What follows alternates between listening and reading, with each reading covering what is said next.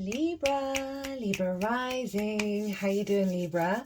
This is your reading for the Virgo full moon. That was a total lunar eclipse that happened yesterday. Don't worry, I work with 6-month cycles, so what comes through in this video is going to serve you in the Virgo area of your chart over the next 6 months. We're also going to be pulling some cards for the Mercury retrograde happening opposite your sign in the sign of Aries. That happened nearly exactly 24 hours after the full moon in Virgo, which is ruled by Mercury, so we're bringing it all together in these readings.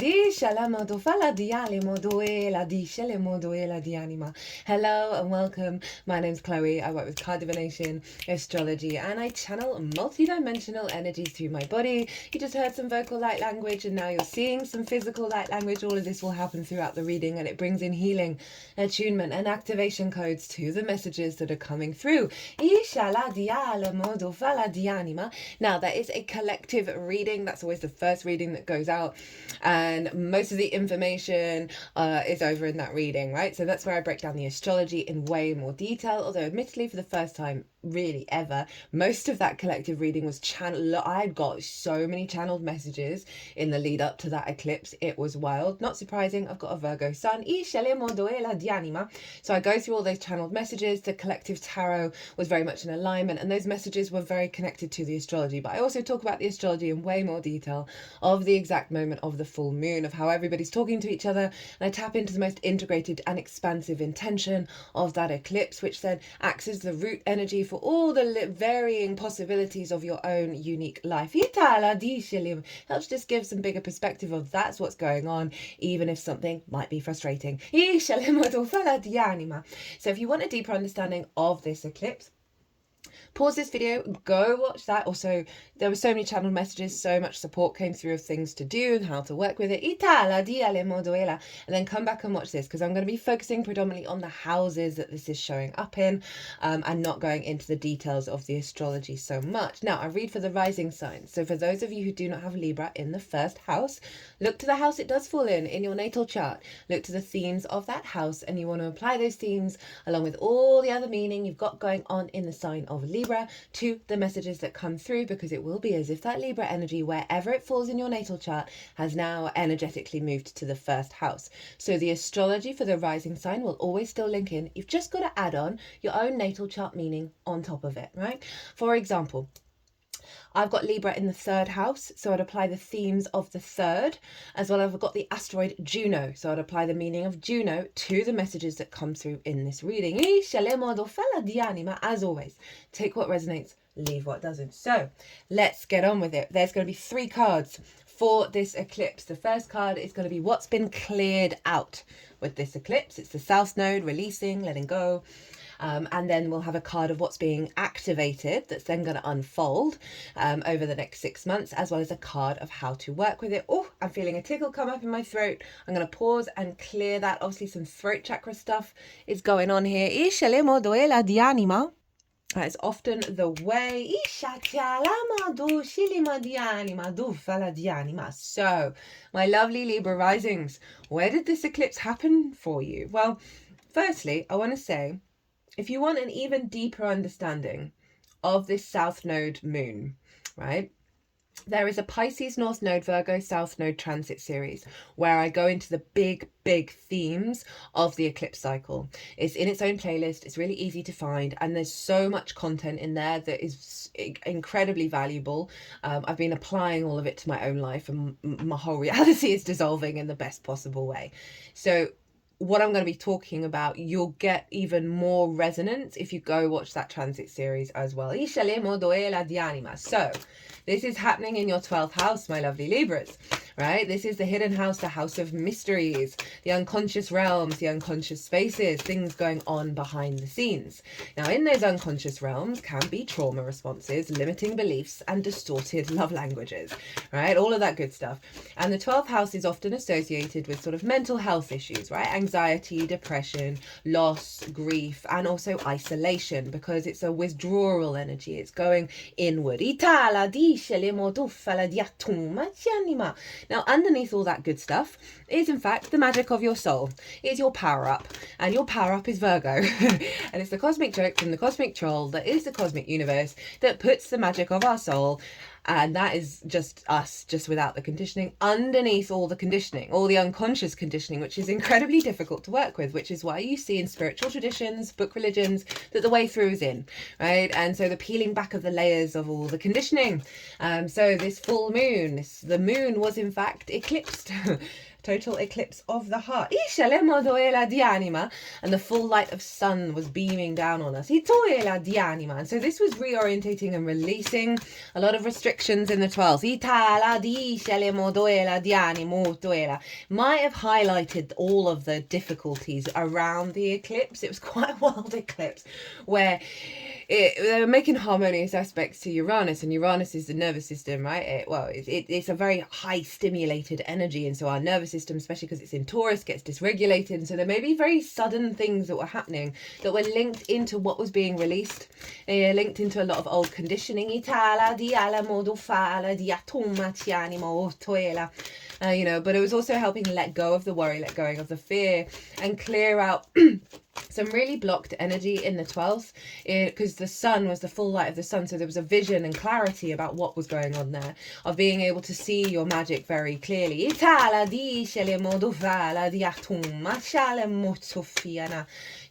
as I said, big clearing out of energy, as well as activating your capacity to sort of condense the magic of your soul, let go of the clutter in the unconscious realms. And we're going to be working with this over the next 6 months, which essentially that South Node in Virgo is wanting to pull that soul magic out into the real world by letting go of all the distortions. It's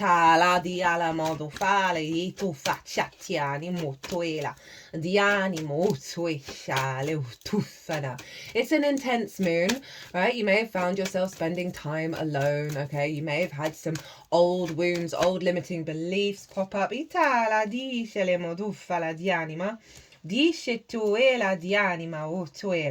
so we have all of your cards. You got a bonus card for how to work with it. Oof, that's a powerful split. I'm going to leave those both at the card at the bottom of the deck and what was at the bottom of the split as well. Well, at the split. But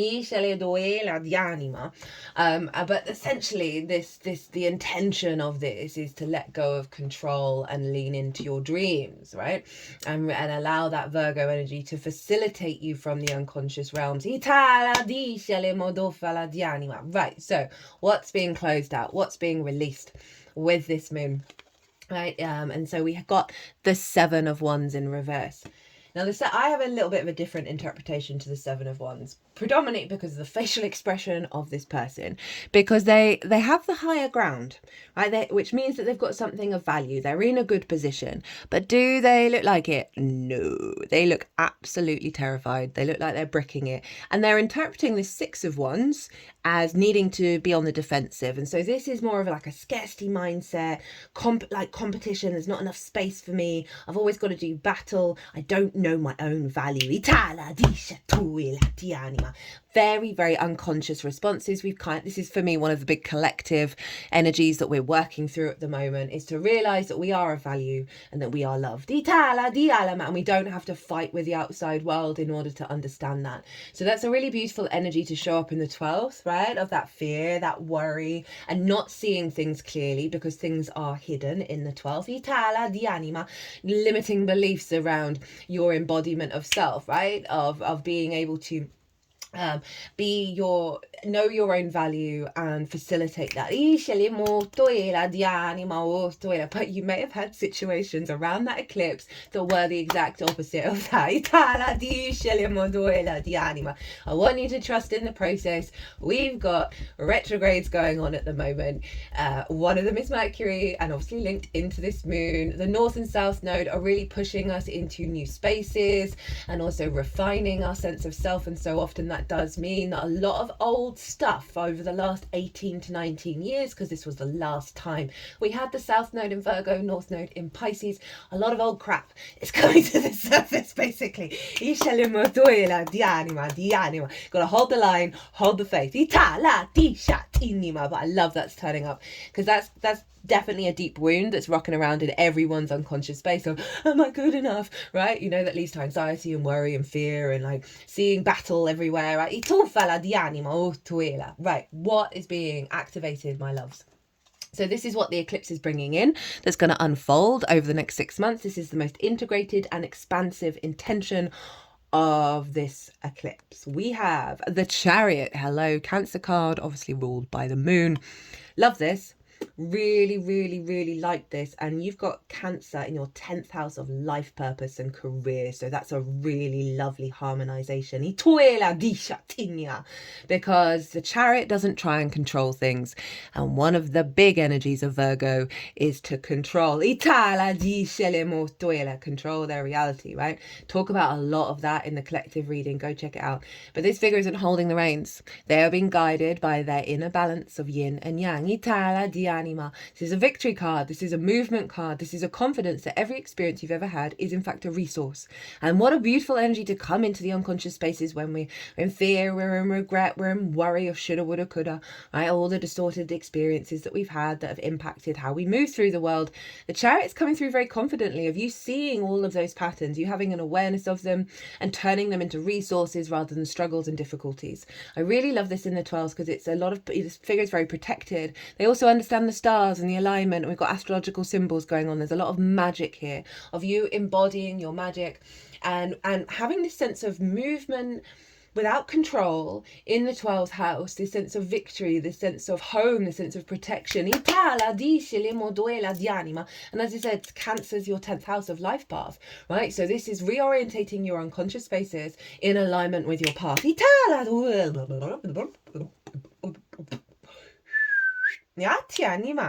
Okay, with that blob sound that they make, is reminding me to bring in the sun, right? The sun is over in Pisces.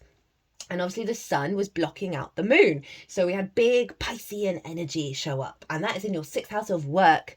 And I'm going to talk more about that over with Mercury. It's the adult in the room house. It's work, how you work, physical health, routine, co-workers, and therefore collaboration, pets, and therefore acts of service. So the sun is wanting you to feel good in your unconscious spaces so you can step up to your own incarnation, right? So you can understand about how to be the true adult in the room, of bringing that magic, bringing that sort of unconditional love into the unconscious spaces that allows you to dissolve the wounds and get an alignment of you facilitating the magic of your soul in the way that you work in this incarnation. Right,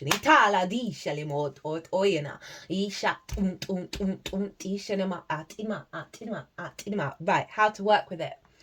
This is the energy that you want to embody, you want to channel to help amplify this Chariot energy. We have the 3 of Swords in reverse and the Page of Cups. Hi, Pisces energy. Really like this. Really, really like this because it's saying, hey. There may be situations that feel like this. Yeah, block around communicating with love, feeling good, wounds of the heart, right? These may pop up. We've got Venus retrograde and Mercury retrograde, but they're wanting you to focus on this space. Do you have to engage in that difficult energy, right? Is it going to let you fall back into the pit? They're moving it around the heart space and now around the heart chakra. Oh, and up to the crown. And back to the heart. Now the throat. Oh, big release there. I want you to find your joy, find the love, see the magic.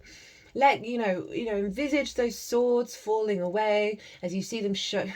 The amount of situations that I'm going through at the moment that are recreating old patterns, and I'm centering myself, I'm getting myself into a place of love, and I'm realizing I'm not responding physically, emotionally, and mentally in the same way. So that's really why Source shows up old patterns, is to let you know of the work that you've done, right? So just envisage those swords falling out of the heart, dissolving. Don't seek out the grief, don't seek out the conflict, seek out the magic, seek out the dreams. Don't seek out the problems. Even if you've got some, don't seek them out and focus on them. Seek out the solution, seek out the dream. Right, now, that was really beautiful to channel. Thank you, Libra, for holding space for that. I'm taking that energy. I feel like Venus is coming through very strongly for you right now. So at the bottom of the deck, we've got the star. And then at the split, we've got Capricorn. So we've got some big Saturnian energy showing up. And one side of this message is a releasing a lot of things that have restricted how you manifest in the 3D world, and doing some deep healing with all of this, right? And really connecting back to your unique frequency and your unique self. This is your 5th house of your creation energy, your joy, your pleasure. This is about your roots and your foundations. It's your 4th house. The other side of this is the process that you're going through. I love the devil energy. I love the Capricorn energy. The horn god is a very powerful yang manifestation energy of creation in the 3D, from this very galactic earth energy, right? This unification of it. So this is you being able to create beauty and joy in your life from your foundations because of the clearing out in the unconscious realms. But in this process, remember, eclipses are big energy. There is going to be an element of wounds coming up, and just as I said, just trust in the process. These are unconscious responses that do not serve you, right? And you've got the energy around you at the moment to be able to release a lot of that with the South Node and step into your power, right? And let go of those things. Right, we're going to get 2 cards for Mercury's retrograde in the sign of Aries, or which is opposite your sign, my lovely Libras, over in the 7th house of the other. Now, this is one-on-one important relationships in your life, whether that be business, clients, friends, therapist, long-term committed romantic relationships, as well as your relationship with Source. Now, Venus is retrograde there. I've done a Venus retrograde series. I'm not going to do a full Mercury retrograde series. It's showing up in this reading. I'm going to be pulling cards for it here because there's so much astrology. I do not have the time. I've got loads of other stuff going on. I wish I was split into 5 million different versions of me. Just what a joy that would be, to be able to do all the things. But here we are. The themes that come through in that Venus retrograde are very significant because both of them are retrograding in Aries and then moving into Pisces. So there's lots of similarities to that energy. I also talk about retrogrades in all of that, and so you can just go watch that. Also, it's important because you're ruled by Venus, so that's always going to be affecting you. And just switch out a lot of the Venus words for the Mercury words, which Mercury is how we collect and process and engage with information, right? Everything is information. Mercury for me is flow. And so it's how we perceive things, how we collect the information around in our reality. And so often we're collecting information from a distortion. How we communicate, how we process, how we understand. And also Mercury was conjunct Venus at the time it went retrograde, so that Venus energy is infused with Mercury as well, so you might want to go check that out. So Aries, the house of the other. Now, as I said, this is those one-on-one important relationships in your life, and so this is you understanding this is a recalibration around how you process the other, how you process the information of the other. Right, we have a lot of distorted love languages, and we can then project them and be drawn towards them and think that they're the best thing ever, but then Mercury's helping us see things clearly. We can also then distort the field based on our trauma of how people are showing up for us and thinking one thing, but they're actually doing something else, right? So it's really helping with that. Also, lots of downloads from Source. Love that, right? Your mind is going to be recalibrating into co-creation with Source. If you are in relationships, or if you've got clients, this is a great time. Ooh, okay, to have healthy conversations. You know, to really sort of go, okay, well, how do we want to communicate with each other? Because retrogrades revise, revisit, they bring depth and nuance to something, but it does take its time. So again, trust the process. There may have been some miscommunication with the other. There may have just been stuff showing up that have just like the old paradigm stuff. And as I said, you just really trust that Source has got our back at the moment. And we're doing some really powerful, deep work this year because the astrology is wild, and we're going to launch into a year 1 next year. We're in a year 9. Okay.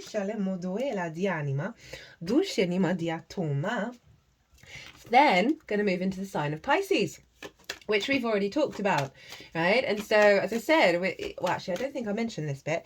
That 6th house is so important for healthy relationships. If you don't understand how you work, how on earth are you supposed to co-create? How on earth are you supposed to I saw what that was. Itala discele modoela di anima. Iscele modoela. How are you supposed to communicate that to others? To others. Whoa. Okay, Libra. You got some pretty powerful cards showing up for you. I'm here for it. The moon is in Libra right now. And the moon was opposite Mercury. Exactly. In Libra. So I wanted to do your reading today because of this. So I'm not surprised that the energy coming off of this just feels like, whoa. Powerhouse. So Mercury, having reassessed the reality of the other, right? So often we interpret ourselves in regards to the other. Mercury's helping sort of rejig back to the truth of the I am of it all. It's then going to move back into Pisces of like, well, how we want to communicate in healthy ways. We want to communicate in a mature way that serves the unfolding of the relationship, whether that's in work, friendship, source, lovers. Again,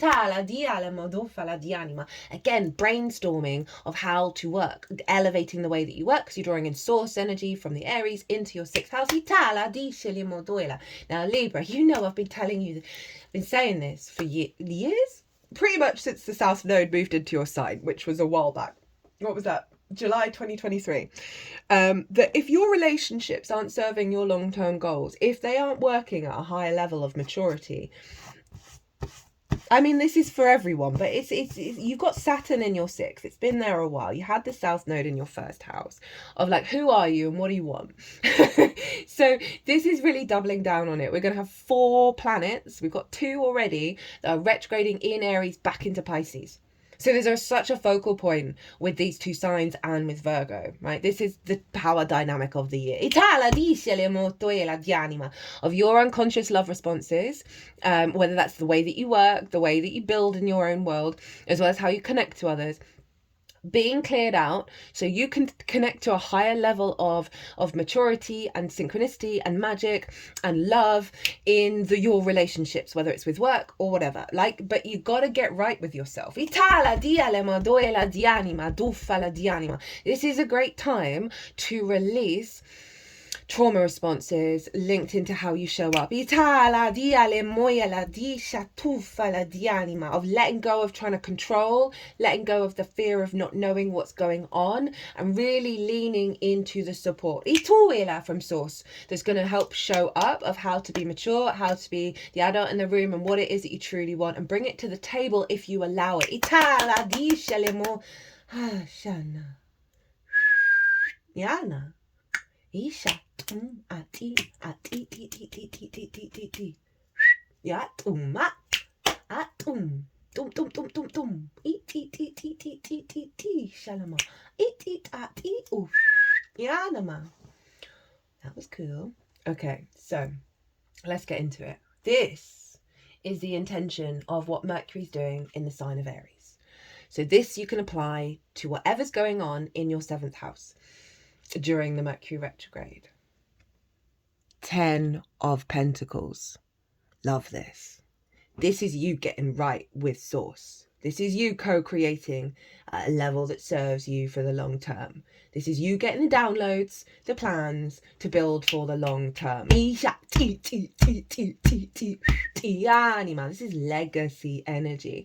And I love this card because it's got the nuclear family. So some of you that may be relevant in your life, but it's highlighting the sort of the mundane, and I don't mean that as in, oh, bad, just like the day-to-day reality, right? Have kids, have a mortgage, have a job, that kind of stuff. I mean, that is a prescripted view of how society and civilization work, but this is a city, right?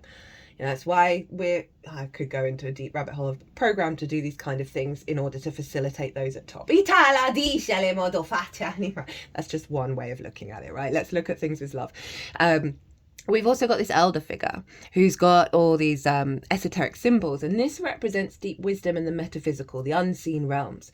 And when we work with our own magic, when we co-create with source, we're able to build in the long term, right, for us all. So that one is highlighting that Mercury's reorientating you towards this energy when you're engaging with the other. This could be more clients, this could be healthier relationships with source, and working with that, as well as friends and lovers, all of that kind of thing, but Mercury's reorientating you to the long term rather than the poor impulse control that we can often have.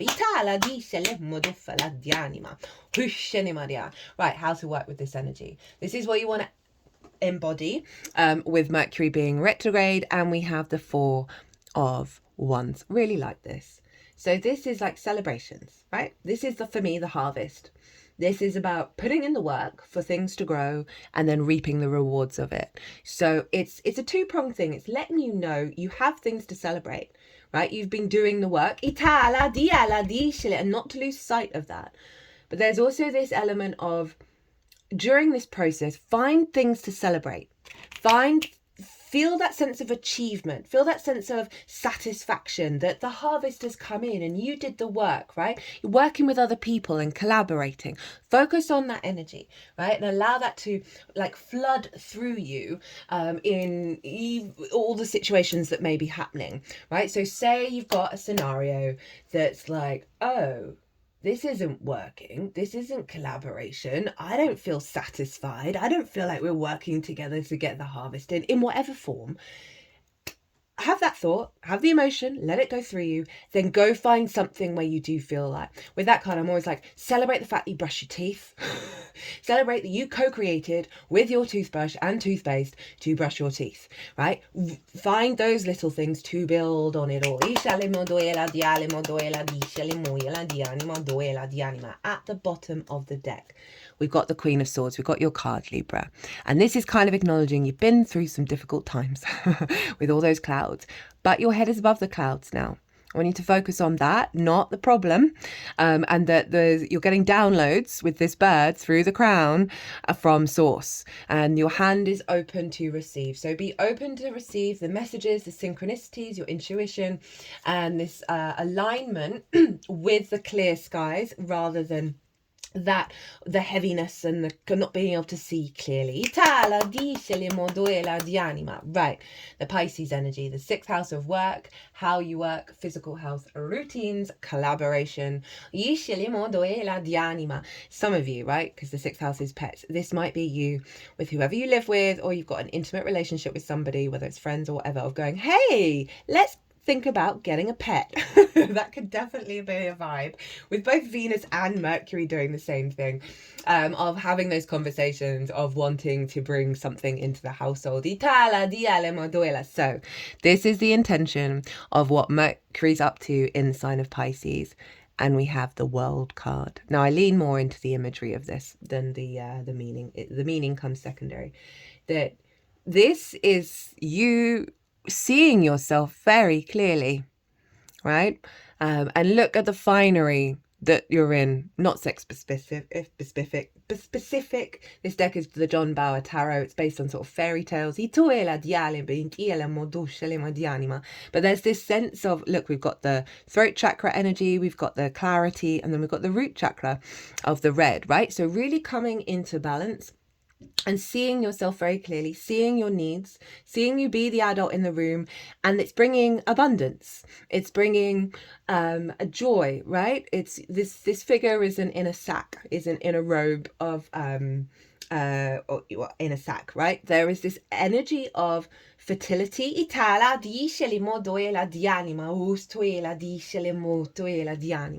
So the intention of Mercury is for you to perceive the way that you embody being the adult in the room very clearly, and it's not a heavy, dense, or got to be serious kind of energy. It is this sense of lightness, of being this joy, this opulent, this abundant energy in the way that you work, and really allowing yourself to see it. Now this is a Saturn card, right? And Saturn is in fact in Pisces, and one of the phrases I have for the World card is know thyself and the world will open up to you.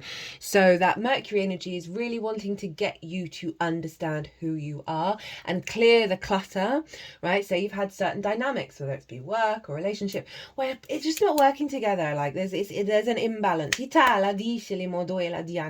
You're seeing really clearly what it is that you're bringing to the table, and I feel that's going to, one, empower you to hold that energy no matter what the situation is, but also realize, oh no, I don't need to engage in this over here. There's a containment to the world. There's a sense of completion of self. So say you've got difficult co-workers and you get swamped by them, by their energy. This is a real sense of protection energy coming in.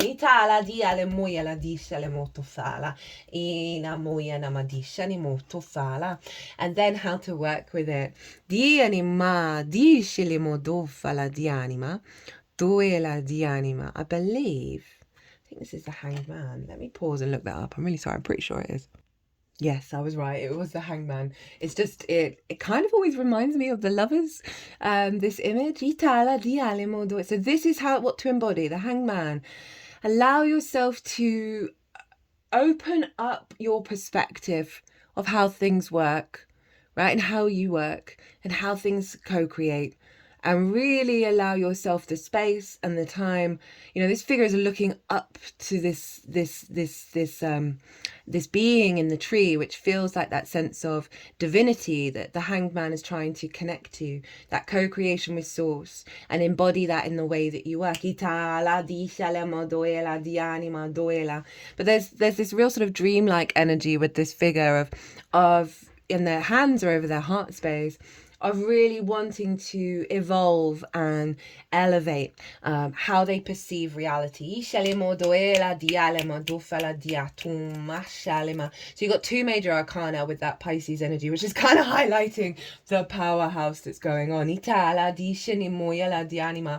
at the bottom of the deck, we've got the Chariot. You've got the Chariot turn up twice. That is your life path, your career house, right? Career can just facilitate it. So what's going on here is a real strong alignment of your path and who comes along your path and how you engage with those on your path. And we've got this little child here. This is you. This is your inner child, your creative energy, your joy. Going out on the road, you've got everything that you need, trusting in that. And this feels like the great resource within you to cultivate a higher expression of the way that you work and the way that you're the adult in the room, while still remaining the joy and the play, which is very appropriate with this card as well. It's not so serious, but there is this sense of integrity through that joy that you're bringing in. And obviously that's a similar energy to this with the victory of understanding all the resources around you and your capacity to work with them and help them propel you forward. And that's a great energy for the 6th house of work and how you work, how you figure things out, of like having a vast amount of resources available to you, and that's allowing the sort of the joy of your life to move forward.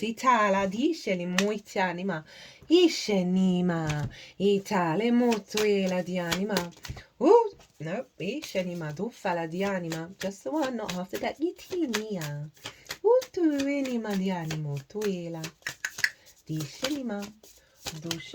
Oh, still too many. We just want the one.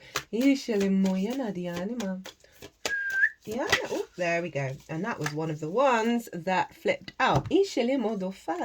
So, let's see what you got. This is from the Earth Magic Oracle. We've got Desert and Vision Quest. Don't think I've had this card before. Oh, funny. I opened up at Childhood and Innocence. I feel like that's a little nod to what's already come through.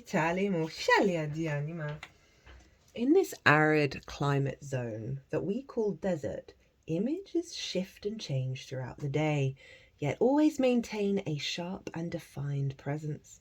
Those hardy species of flora and fauna have found a home in the desert, have adapted over eons to the relative harshness that's a strong characteristic of these lands. Throughout history, we've passed down many stories of people wandering in the desert. Often they're about religious figures and ascended masters who had journeyed there and returned to their people with remarkable visions. The desert is an ideal place to seek a vision, or more accurately, to allow a vision to come to you. The quiet and peace of such an environment is conducive to the solitude required to have this type of profound experience. Very appropriate for that 12th house energy where you may have just sort of pulled yourself inward. You know, you're being stripped bare there, and like in terms of the desert, and that through that stripping bare, the clarity of the vision that you're going to have from your higher self, 34 on the clock as I say that, is going to be profound. I mean, just everything. Dialamo dushanima yanamo tufala dianima. Spending time in this region without the usual accoutrements of the civilized world can present survival challenges, or at least seem to, and this could rightfully be called a spirit quest, where through steadiness in the seemingly bleak environment, it becomes possible to receive direct guidance from spirit internally and in the world around you. And we can also obviously relate that to the fire energy with the desert of the Mercury being in the sign of Aries in your 7th of the connection to source. A vision quest is a process whereby you spend a few days in the wilderness alone. Typically, you carry only water and some sacred items with you, and you spend most of the time praying or meditating. Many who have completed a vision quest assert that it's a powerful and even life-changing experience and report vivid and profound revelations. It is said that the desert does not lie, so partaking in this can help you discover the truth about your purpose. And that's interesting given the chariots turned up twice of your life path, right? Or at least give you some clues. It is time for you to go on a vision quest. Designate a place in nature in which to dwell, whether for a couple of hours or a few days. Spend the majority of your time while there praying and meditating. It is best to be in a location where you can truly find solitude, even if it's in a quiet corner of a park for an afternoon. Wherever you go, take your question, concern, or challenge with you into prayer or meditation. Allow it to float around in your consciousness and watch what shows up. This is one of the more powerful cards. By drawing it, whatever other messages you may have received are amplified threefold. Ooh, cool. I mean, that's a really lovely support energy that they want. Like, give yourself some space to process, basically. I mean, I'm going to take that up. I'm going to go to my local park. Maybe I'll do it on the spring equinox. And tap into that of like allowing the stillness to bring you the vision of how you move forward, right? We've got the Hanged Man here, which is about giving yourself the space to shift your perspective. And in the traditional Rider-Waite, they're upside down on a tree, and it's linked into the mythology of Odin, who was upside down on the world tree for 7 days and 7 nights and received the wisdom of the runes, which is another form of divination. And it doesn't have to be that, but it's certainly that elevated understanding of what's going on in your life and what you truly need and what you truly want. So that's very powerful with all of this transit, but particularly with the moon being in the 12th, and how you have that south node energy for another 1.5 years. And so that's just general great advice just for working with the south node in the 12th, which is about isolation, and that can be going on retreat for however long is relevant for you. Right, so your other card is the bear, and that came out with the wolf in the 2 cards just before it then flipped out again. Waking from spiritual slumber, beginning anew. After a long winter, the bear arises from deep slumber. At first the movement and effort are difficult, but the bear knows it's time to awaken and move towards the dawning light.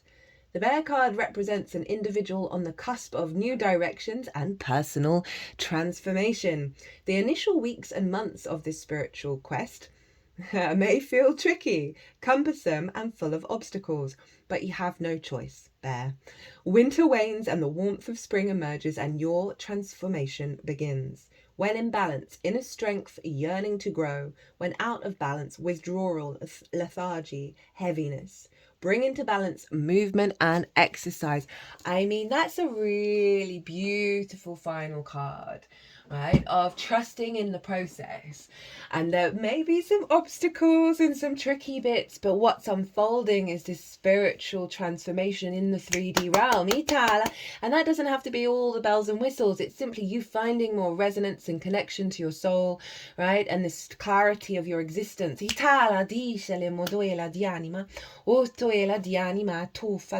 the bottom of the deck, we've got the owl. Let me just read the buzzwords for that. Abundance, clairvoyance, and treasure. When in balance, generous, trusting, secure. When out of balance, money, quarrels, scarcity. To bring into balance, an offering. So there's wisdom and there's abundance coming in, and you got to trust, right, and be open-hearted, right, rather than the reverse of this. And stepping away from conflict and scarcity and quarrels and the fear mindset. And that offering is interesting. I'm getting sort of mixed messages around that, of offering yourself the love, yourself the support, yourself the celebration, as well as offering like that solitude, that silence. I feel like that's an offering as well, of like giving yourself the time to decompress. We've got at the bottom, we've got dance and celebration of coming out of the desert. You're going to feel very enlivened. Right, Libra. Okay, not wanting to come out there. Work towards your instincts of love, right? So Libra, I hope this resonated. It's always an honor and a privilege to read for you. If it did resonate, hit that like button, leave me a comment. I love to hear from you. If you want to dive further on the eclipse or the Mercury retrograde or the Venus retrograde, because it's your ruler, my website is everywhere. Or if you want to pay by PayPal, email me directly. But other than that, my lovely Libras, be good to yourselves, be good to those around you, safe travels, and be well until we meet again.